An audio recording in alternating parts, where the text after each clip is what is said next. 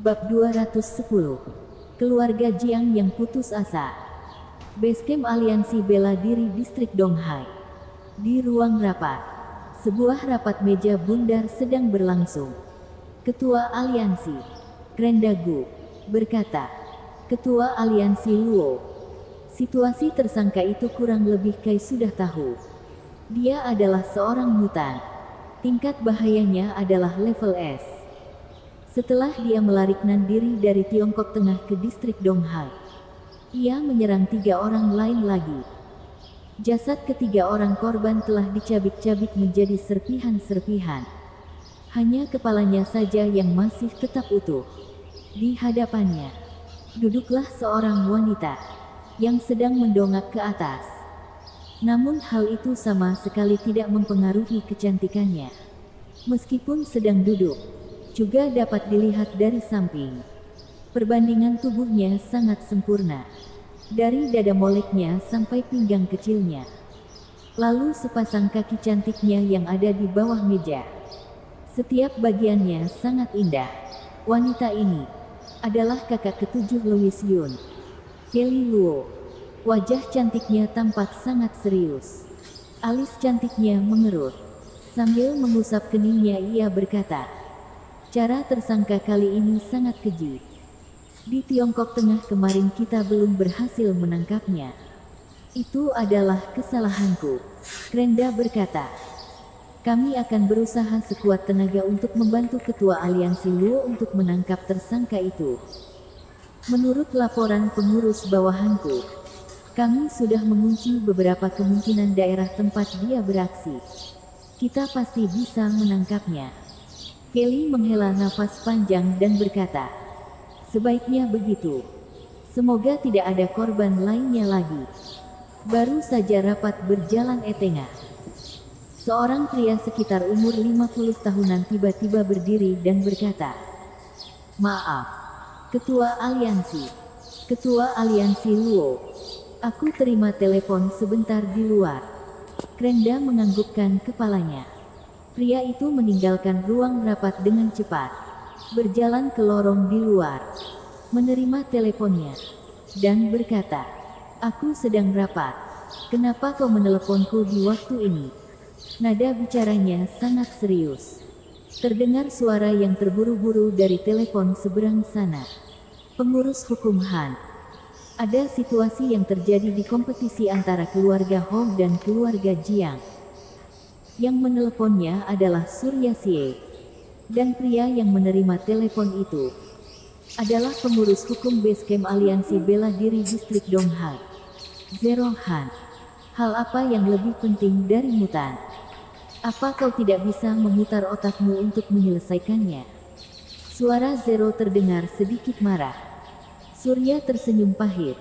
Situasi kali ini benar-benar tidak bisa ku selesaikan.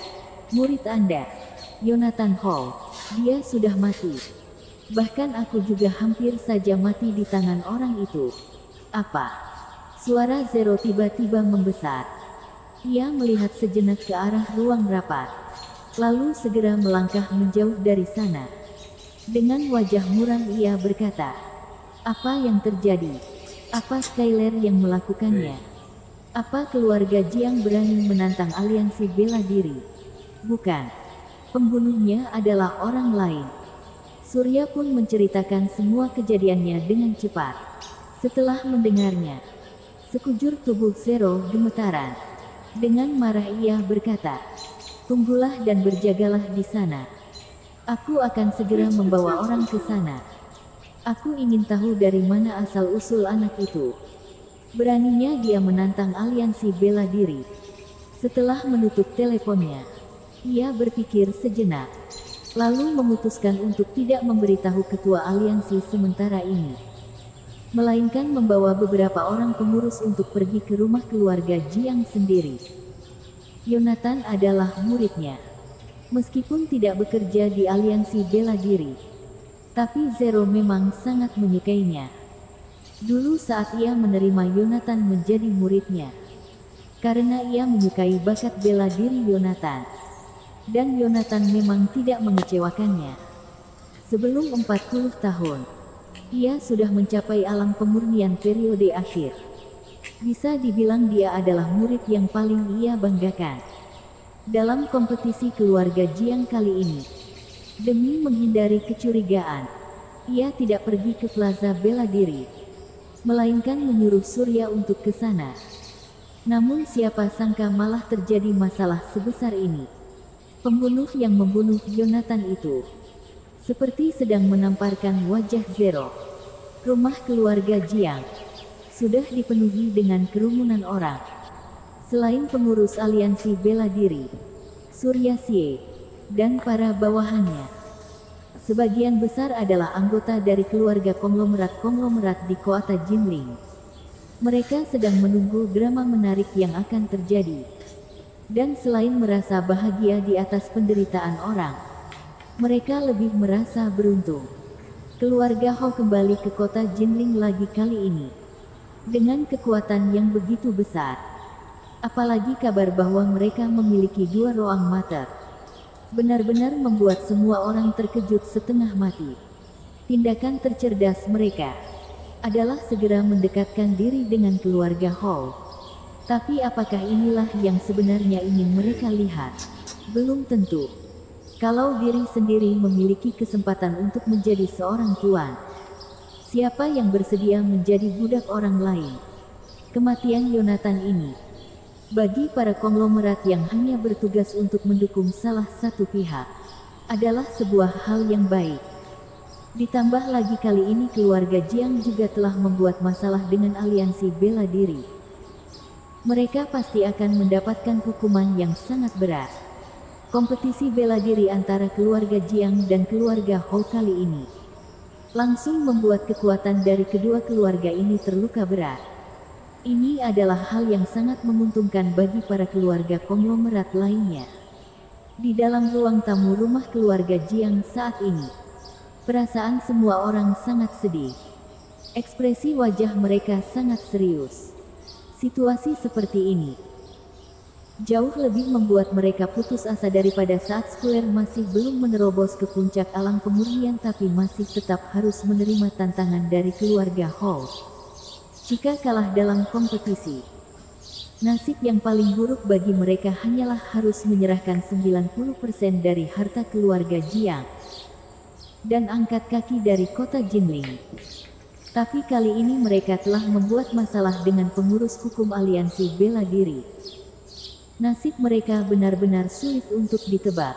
Pak, orang yang membunuh Yonatan itu sebenarnya dari mana datangnya? Dia telah membunuh Yonatan dan menamparkan wajah pengurus aliansi bela diri. Benar-benar sudah gila. Yang berkata demikian adalah Chandler Jiang, putra pertama dari Zaki Jiang. Nada bicaranya penuh dengan nada yang menyalahkan. Putra keduanya, Charlie, juga berkata, "Benar, Pak. Serangan orang itu benar-benar sembarangan.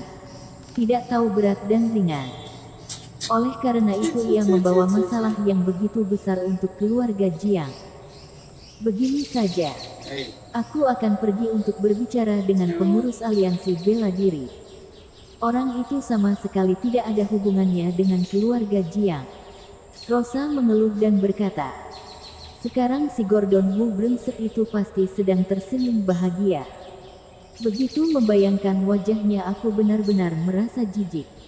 Beberapa generasi muda keluarga Jiang juga saling berbisik. Kurang lebih maksud mereka bisa menyerahkan Louis dan benar-benar memutuskan hubungan mereka dengannya. Mereka ingin tahu apakah dengan begitu apakah mereka akan mendapatkan harapan yang baru. Zaki sedang duduk di posisi utama di ruang tamu. Mendengar suara-suara obrolan mereka, wajahnya tampak sangat muram. Tiba-tiba ia menepuk mejanya dan berteriak, "Tutup mulut kalian semua. Senior Lu adalah penolong keluarga Jiang kita. Tanpa Senior Lu, leluhur tua pasti sudah mati di tangan Yonatan sejak awal. Sampai sekarang pun, Senior Lu pun masih sedang mengobati leluhur tua di halaman belakang. Tapi kalian ini malah seperti kacang yang lupa pada kulitnya. Beraninya kalian menyerahkan senior Lu untuk melindungi diri kalian sendiri. Kalau sampai senior Lu mendengarnya, akan sesedih apa hatinya. Kalian tidak pantas menjadi anggota keluarga Jiang. Bersambung.